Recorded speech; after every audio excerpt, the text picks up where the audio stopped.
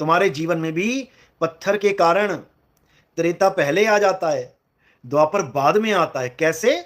जब तुम सत्य से गिर जाते हो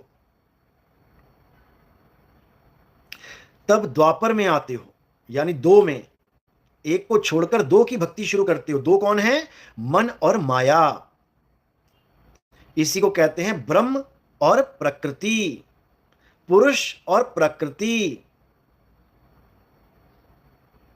समझे? इन दोनों में आते हो, उसके बाद त्रेता में जाते हो। त्रेता में क्या है? त्रे यानी तीन गुणों की भक्ति में।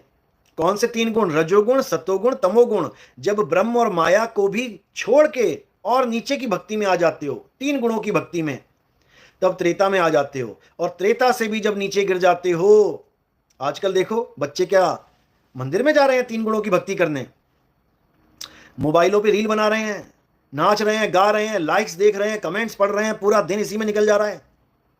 कौन से ब्रह्मा जी, कौन से विष्णु जी, कौन से शंकर जी, केवल कब याद आता है? जब घर वाले कहते हैं भाई आज दिवाली है, आज सारे पूजा करेंगे, पैसे आएंगे घर में, तो बैठ जाता है दिवाली में पूजा करने के लिए। या कोई कहे अरे बड़ा अच्छा मंदिर बना है, चल वहां जाके रील बनाएंगे, चला जाता है मंदिर में दर्शन करने के लिए, रील बनाने के लिए। भगवान को भी पूजा करते हुए रील बनाएगा वो, वैसे कभी ना भगवान के पास जाए। पत्थर को भी पूजेगा तो रील बनाएगा। तो ये कलयुग की निशानी है, यानी तीन गुणों से भी नीचे गिर जाना, ये कलयुग की निशानी है।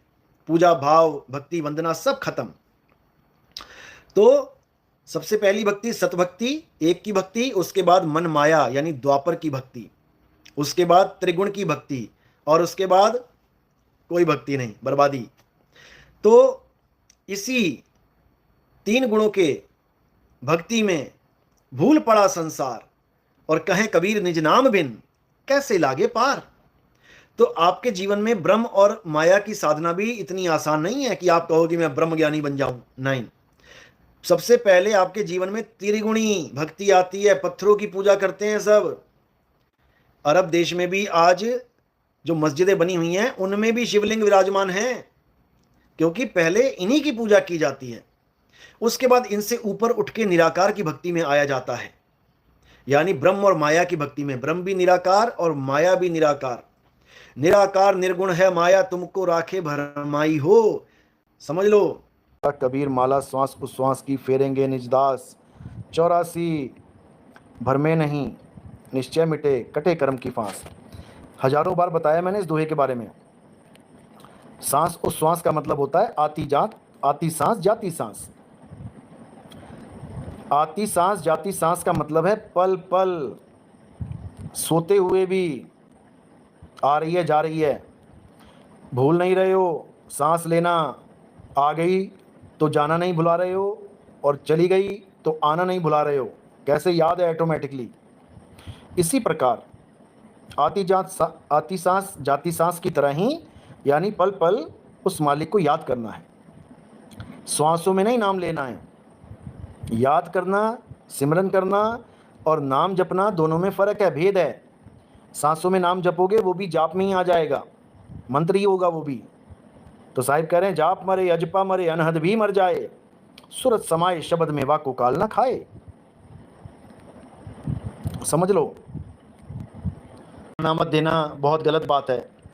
अरे जिसको चरणामत मिला ना हो जीवन में कभी, वो क्या जाने चरणामत की महिमा। कमाल कर दी। और नानक साहब कह रहे गुरु के दर्शन वेख वेख जीवा, गुरु के चरण तोए तोए पीवा। मतलब नानक साहब से बड़े हो गए तुम हैं। कबीर साहब ने कहा गुरु को मानुष जानते और चरणामृत को पान, ते नर नर के जाएंगे जन्म जन्म होए स्वान। जो चरणामृत को एक आम जल समझ के, कई लोग कहते हो चरणामृत दे रहे हैं जी, चरण धो के पिलाते हैं जी, और वहां बैठ के जिस नदी का पानी पी रहा है, सारे शहर का गंद, सीवरेज, सारे शहर का लैट्रिन बाथरूम उसी नदी में गिर रहा है, उसी नदी में गिर रहा है। उसको चुल्लू भर भर के पी रहा है, बोतल भर भर के पी रहा है, उस पर घिन नहीं आती।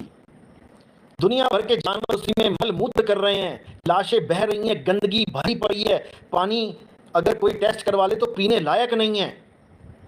उसको पी के सोच रहा है कि मैंने बहुत बड़ा काम कर दिया और गुरु के चरणामृत की महिमा को नहीं जान रहा है। हैरानी होती है मुझे ऐसे लोगों पे। इनको संत का दर्जा दे किसने दिया?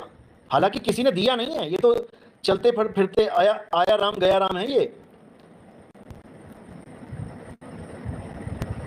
लेकिन फिर भी थोड़ी मर्यादा में रहना चाहिए। चरणामृत की महिमा को हर ग्रंथ में गाया गया है। तुमने ग्रंथ नहीं पढ़े, तुम्हारी गलती है। यहां तक कि ब्रह्मा विष्णु महेश जी के ग्रंथों में भी चरणामृत की महिमा है, गुरु चरणामृत की महिमा है। यहां तक कि आज जितने भी संत महात्मा बैठे हुए हैं, कोई अकेला यही संत नहीं आ गया दुनिया में, वो सब चरणामृत की महिमा गाते हैं। चरणामृत की महिमा ही अलग है। पहली बात तो जिसके अंदर मन ज्यादा एक्टिव है, शैतान है, अहंकार भरा पड़ा है, अहंकारी मन कभी चरणामृत ग्रहण करता ही नहीं है। मन का अहंकार गिराने के लिए ही चरणामृत दिया जाता है। कबीर साहब पहले ही परख लेते हैं कि मन का गुलाम है या मन को गुलाम करने वाला है, क्योंकि चरणामृत कभी अहंकारी जीव ले ही नहीं सकता। समझ लो।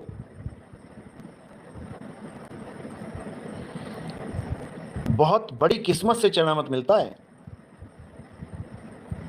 सबसे बड़ी बात तो है, बड़ी किस्मत से गुरु मिलता है। गुरु के बिना धक्के खाते हैं। आज ये जितनी चार बातें करना सीख गए ना ये लोग, ये हमसे ही सीखे हैं। धक्के खा रहे थे मंत्र जाप कर करके, 84 में जाने की टिकट कटा के बैठे थे, हमने जगाया मालिक के ज्ञान के द्वारा, तब जाके चार बातें करने लायक हुए ये। और आज गुरु के ही खिलाफ चल पड़े हैं। इनकी बुद्धि पे तरस आता है, इनको 84 में जाते हुए देखते हुए तरस आता है। और इनको कोई बचाने वाला नहीं है। कोई भूल जाओ कि कोई बचाएगा, कोई नहीं बचा सकता इनको। ये लिखित में ले लो।